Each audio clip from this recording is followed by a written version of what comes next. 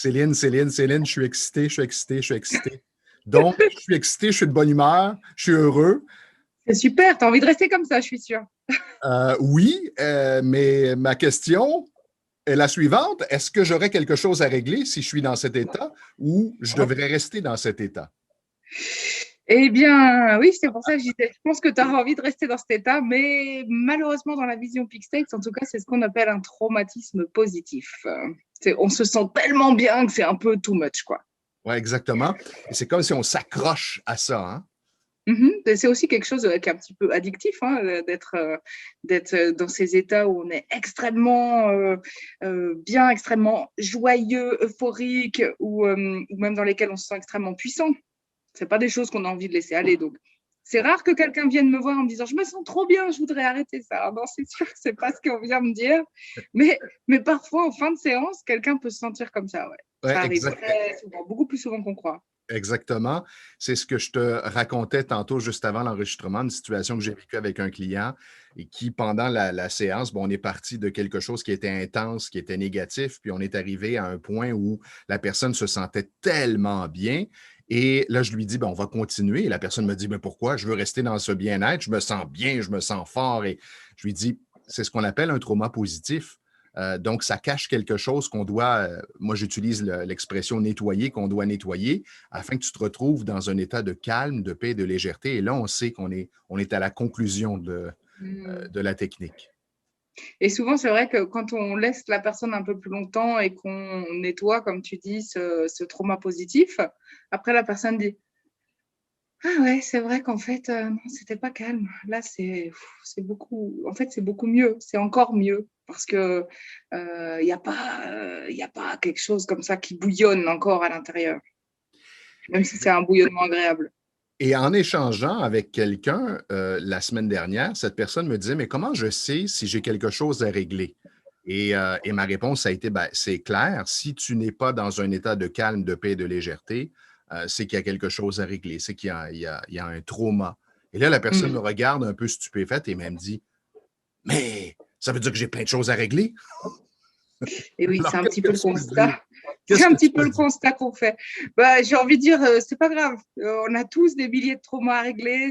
Tout va bien. C'est pas tout est normal, mais voilà, c'est en tout cas la normalité qu'on vit pour l'instant. C'est qu'on a beaucoup de choses à régler. Donc, en fait, il faut juste être réaliste et observer ce qui est là à travailler, puis prendre les choses les unes après les autres. Nettoyer en premier ce qui vient vraiment nous impacter dans notre vie au quotidien. Souvent, c'est la question que je pose, c'est qu'est-ce qui ferait la différence dans ta vie là maintenant? On a aussi des techniques qui nous permettent de comme, euh, mettre un petit peu classer, ranger, mettre un petit peu de côté chacune des problématiques, puis après on peut les regarder comme ça, puis on se dit ok, par quoi je commence? Et puis aller step by step, et étape par étape, et avancer comme ça, nettoyer au fur et à mesure et sentir qu'on est de mieux en mieux. Mais en vrai, le travail, il est terminé pour personne. Hein. Ben, c'est exact. Tout est toujours à recommencer. On se nourrit tous les jours, on dort tous les jours.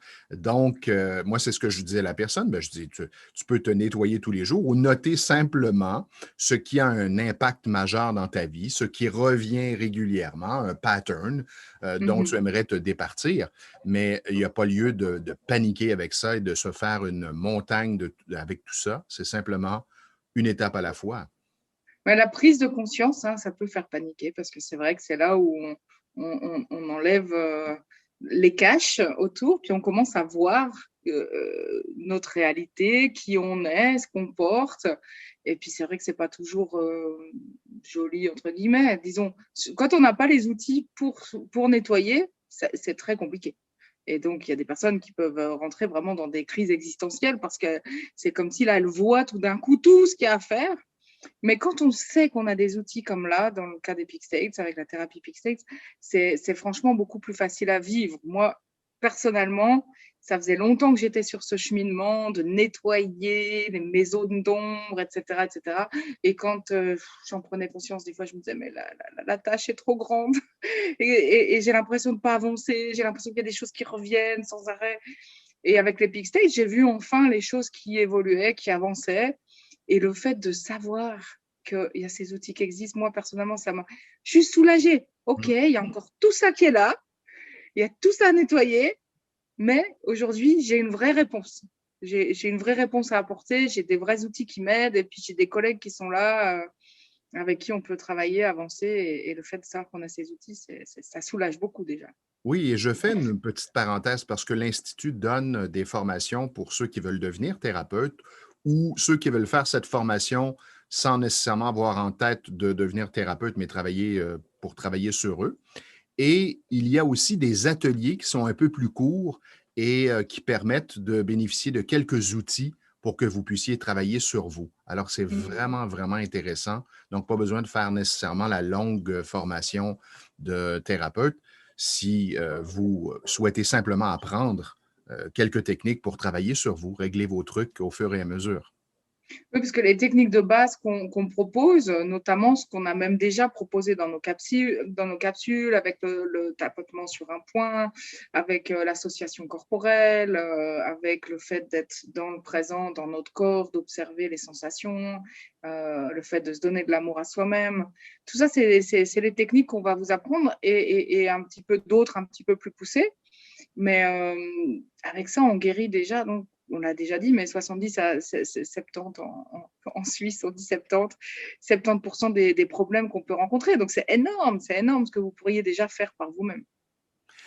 On en a déjà parlé, je dirais, dans une capsule de façon plus élaborée. Je souhaite quand même revenir sur ceci.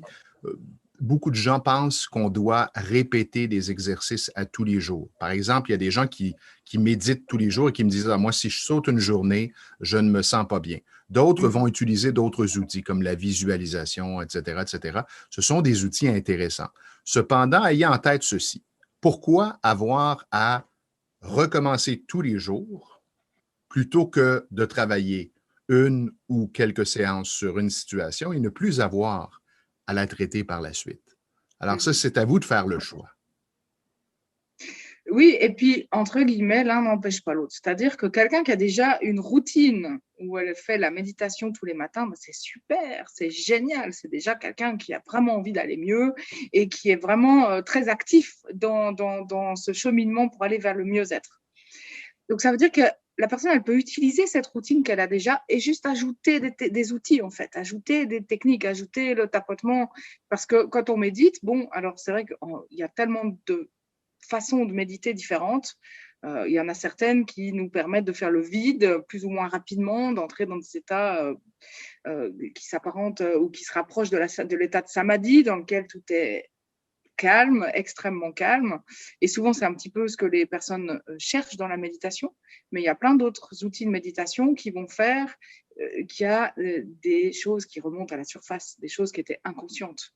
Donc, des souvenirs du passé ou des émotions, même si on ne sait pas forcément avec quoi elles sont liées. Mais très souvent, dans la méditation, il y a des moments où il y a des choses qui remontent. Alors, si là, on a un outil de tapping, qu'on a cette conscience qu'il faut rester avec les symptômes physiques, quels qu'ils soient, et de faire cette acceptation, cet amour de soi à ce moment-là, et que là, en plus, on règle les problèmes de manière définitive, alors c'est génial. Donc, vous pouvez juste ajouter quelques petits outils à votre routine. Donc, c'est pas un travail qui a été fait pour rien, en tout cas. Non, exactement. Et ça peut même être le matin au réveil. On se rappelle d'un rêve qu'on a fait pendant la nuit et ça m'est arrivé la semaine dernière. Je me suis réveillé, j'étais dans un état plus ou moins agréable et je repensais à mon rêve. Alors, je me suis simplement connecté à ce rêve, j'ai ressenti l'émotion et j'ai fait du tapping. J'ai eu à régler 3 émotions en lien avec ces rêves pendant la nuit et c'était réglé. Excellent. Je me sens. Et est-ce que tu as fait le lien entre les émotions que tu as eues pendant ces rêves dans cette nuit et des choses que tu vivais dans ces moments-là? Puisque la nuit, c'est vrai que souvent, on fait des rêves et on s'en souvient souvent parce que c'est des émotions qu'on est en train de processer, de ranger au bon endroit dans le cerveau. Est-ce que tu as pu faire le lien avec la même émotion que tu vivais dans ton Ta question est quotidien? pertinente. Si on s'était parlé il y a quelques années, j'aurais passé des jours à réfléchir. Là, non. Mmh. La réponse est non. Et je me suis dit, bon, c'est correct. L'important, c'est que je me libère tout simplement. Je n'ai pas intellectualisé, je n'ai pas fait de recherche ou essayé de comprendre le lien. J'ai simplement accepté et dégagé ces émotions. Mmh. Parce que des fois, alors peut-être c'est un exemple que j'ai déjà pris dans les précédentes capsules, je ne me souviens pas, mais un exemple où un de mes clients est venu et on travaillait sur sa relation qu'il avait avec une femme qui était malade. Et en fait, c'est déjà quelqu'un qui était un peu un vieux loup solitaire. Donc là, il se retrouvait dans cette relation où il avait beaucoup de responsabilités en plus. Donc, ce n'était pas quelque chose dans lequel il devait finalement s'engager. Enfin, il ressentait en tout cas qu'il avait besoin de s'engager et de prendre une décision. Et un jour, il vient avec ce rêve où, dans son rêve, il se retrouve coincé sur un pont avec quelqu'un qui vient en face et des poursuivants. Donc, il se retrouve coincé. OK. J'ai subodoré que c'était un petit peu en lien avec ce qu'il était en train de vivre dans le présent. Mm-hmm. Et donc, du coup, je lui propose, OK, on va aller voir ce qui s'est passé dans ce rêve. Donc, bien sûr, il se sent forcé, emprisonné, piégé, agressé. On fait la guérison et il libère cette réaction émotionnelle. Et d'un seul coup, hop, il est capable de sortir du pont, de mettre un coup d'épaule à la personne qui est devant lui. Et la réaction est totalement différente que quand il se trouvait un peu paralysé là sur son pont, alors qu'en plus, c'est une personne très costaud. Et puis après ça, dans sa relation, il ne s'est plus senti emprisonné en fait. Donc, c'est pour ça que je te pose la question, parce que souvent les rêves, ils n'ont rien à voir dans leur contenu, mais l'émotion va refléter quelque chose qu'on vit dans notre quotidien. Vraiment super intéressant. Dernière question, et je propose qu'on termine cette capsule là-dessus, sur cet exercice. Il y a quelqu'un qui me dit, moi, j'ai beaucoup de difficultés. C'est quelqu'un qui est scientifique dans la vie, donc qui me dit être constamment dans sa tête et il me dit, moi, j'ai beaucoup de difficultés à ressentir. Je ne sais pas trop si je ressens ou si je ne ressens pas. Alors, comment on pourrait permettre aux gens qui nous regardent et qui nous écoutent d'être dans leur corps? C'est bizarre comme question, mais de c'est ressentir, hyper important. d'amener la conscience finalement dans son corps pour ressentir sensations et émotions. Alors, est-ce qu'on pourrait faire un petit exercice? Peut-être avant l'exercice, un peu de théorie, comme je suis scientifique aussi. Allons-y. Et puis une petite expérience, parce que donc, moi, en tant que neuroscientifique, à la base, même quand on parlait d'intuition, les premiers ateliers que j'ai faits sur le développement de l'intuition, j'étais là, je ne connais pas ce mot, c'est quoi? Et puis en fait, je me suis rendu compte au fur et à mesure que bien sûr, en fait, même dans mes recherches, j'utilisais l'intuition et j'avais l'impression pourtant que tout mon raisonnement scientifique n'était que purement scientifique. Et après coup, j'ai compris que non, là, j'allais dans cette direction, pas que en suivant des arguments scientifiques, parce que mes tripes me disaient c'est là qu'il y a quelque chose à chercher. Donc, même en étant scientifique, des fois, on utilise notre intuition sans en avoir conscience. Donc, la première chose, c'est que souvent, on n'a pas conscience qu'on sait les choses de manière intrinsèque et qu'on est connecté à ça parce que c'est naturel, en fait, chez l'être humain. Et d'ailleurs, les plus grands scientifiques, dont Einstein et compagnie, trouvent leurs réponses dans des moments de connexion et d'intuition fulgurante. Tu parles d'Einstein, Léonard de Vinci, c'est la même chose aussi. Bien sûr, ouais. Bien sûr. Et Philippe Guillemont, pour parler de nos contemporains qui travaillent avec la physique quantique, je le suis un petit peu sur Facebook et il expliquait ça dernièrement, parce qu'il a écrit pas mal de livres sur la physique quantique, les théories de double causalité, etc., etc. Puis à un moment donné, il y avait des choses sur lesquelles il n'avait pas encore de réponse. Et il explique que dans ces cas-là, il lance la question, il laisse la question ouverte. Et il va se balader dans la nature, il se vide complètement la tête. Et là, une fois de plus, il a été surpris parce que, paf, la réponse est arrivée. Wow. Donc voilà, ça c'est l'intuition. Et c'est vrai qu'on peut apprendre à se connecter à cette, on pourrait dire, grande bibliothèque de connaissances et dans laquelle, en fait, certains scientifiques, même s'ils ils pensent être uniquement dans la tête, ça n'est pas que. Et puis ensuite, la question, c'était comment est-ce qu'on revient dans le corps, parce que je différencierais encore le côté intuitif du côté vraiment ressenti corporel. Et c'est vrai que cette partie-là, c'est la plus essentielle dans le travail qu'on fait. Donc, quelqu'un qui n'est pas connecté dans le corps, on va dire presque quasiment les seuls échecs qu'on peut avoir, c'est quelqu'un qui n'arrive pas à se connecter à son corps, pour X raisons.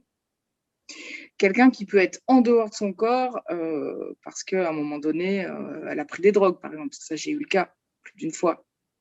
Des personnes qui avaient beaucoup de mal à revenir dans le corps parce qu'ils ont fait une forme de dissociation ou parce qu'il y a un problème psychique trop important et que la personne reste dissociée de son corps et elle n'est pas dans son corps, dans ce cas-là, bon, voilà, il faut faire déjà pas mal d'exercices pour remettre la personne dans son corps.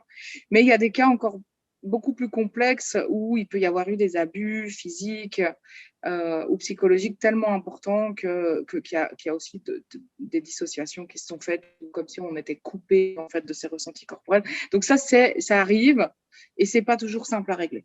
Donc une personne qui est vraiment là-dedans, je lui conseillerais, bon, il faudrait vérifier avec nos techniques si on peut faire quelque chose.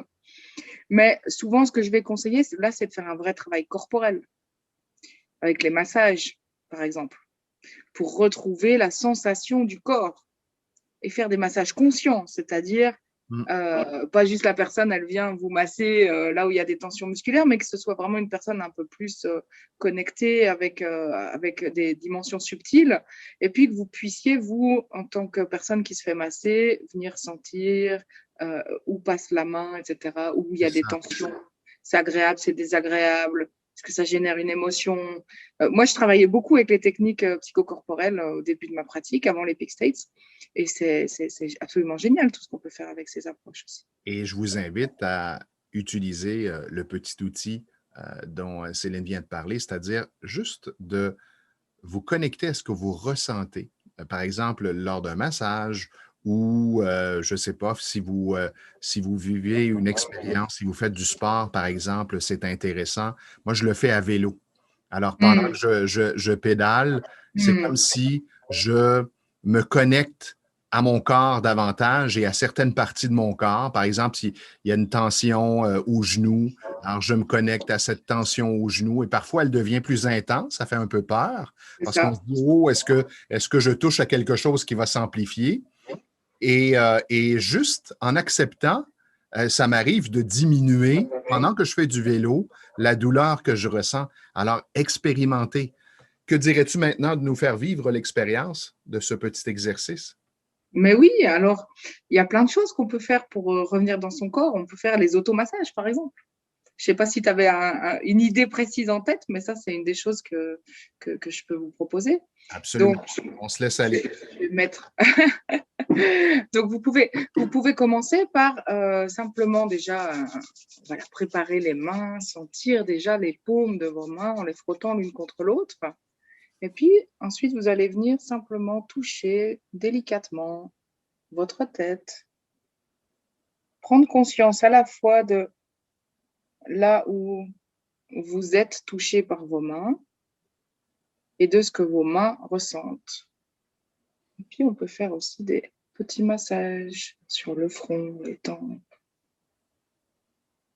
Vraiment, toujours en ayant cette double conscience quelque part, à la fois de l'endroit qui touche et de l'endroit qui est touché.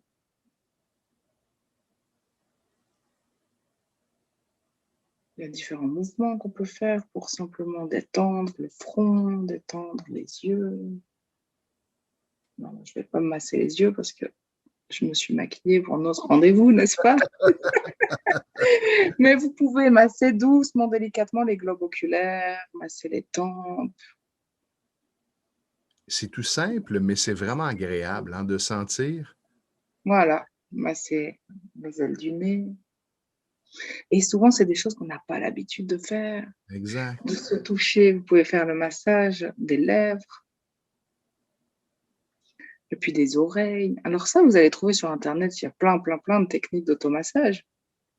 Le lobe des oreilles, le cou. Et vous pouvez continuer comme ça, à masser, à venir détendre en fait toutes les zones du corps. Les épaules, souvent, là, il y a beaucoup de tension. Et ça vous permet d'entrer en contact plus facilement avec votre corps. Et à ressentir. Puis éventuellement, vous pouvez faire le même exercice, mais sans nécessairement vous toucher. Amener votre conscience. Par exemple, moi, c'est souvent comme ça que je guide mes clients au départ. Je leur dis, amène ta conscience dans ton corps et amène ta conscience ou déplace-la à ton genou gauche, à l'intérieur de ton genou gauche. Mais pour certaines personnes, parce que ça marche bien avec les gens qui arrivent à le faire. Oui, exact. Mais pour les personnes pour qui c'est difficile, du coup, on peut utiliser le toucher et on peut utiliser le massage, comme on a fait un rapide exemple, mais on peut simplement poser la main, en fait. On pose la main sur son genou gauche. Et là, à nouveau, en mettant la conscience à la fois dans sa main et du coup sous sa main, donc là où on touche et là où on est touché, on peut mettre sa conscience spécifiquement au niveau du genou. Et ça, c'est vrai que c'est un petit exercice qu'on fait souvent, en fait, pour vérifier est-ce que la personne est dans son corps et simplement mettre la main sur la poitrine. Donc, dans vos méditations aussi, pour ceux qui pourraient, par exemple, rajouter le tapotement à la méditation, pensez d'abord à vérifier est-ce que je suis dans le corps. Parce qu'avec la méditation, on a tendance, en fait, à sortir, à aller un petit peu ailleurs. Notre conscience, elle s'évapore comme ça, elle s'évade. Et ça ne marche pas si on fait le tapping et qu'on n'est pas là, et qu'on n'est pas dans le corps. Ça, c'est un point important aussi à comprendre, c'est qu'il faut être dans son corps. Donc voilà, se masser une fois de plus, revenir bien là, ok, je suis là, je suis présente. Et pour des personnes qui auraient vraiment des grosses difficultés à être dans le corps, eh bien, aller se faire masser régulièrement et faire ce travail de revenir dans le corps et d'observer ce qu'on ressent. Donc, on peut le faire à différentes étapes, différentes. Ouais. Alors, je dirais en conclusion, à ceux qui pensent qu'ils sont dans leur tête et qu'ils vivent dans leur tête en permanence, je leur dis bonne nouvelle. Vous avez peut-être appris aujourd'hui que vous avez aussi un corps et que vous habitez votre corps et pas simplement votre tête. C'est ça. Et qu'il y a plein de techniques qui peuvent vous y ramener, parce que je dirais en plus du massage, il y a le Qigong ou des choses comme ça qui peuvent nous aider à nous ancrer, à prendre conscience dans le mouvement, voilà, dans ce qui se passe dans le corps.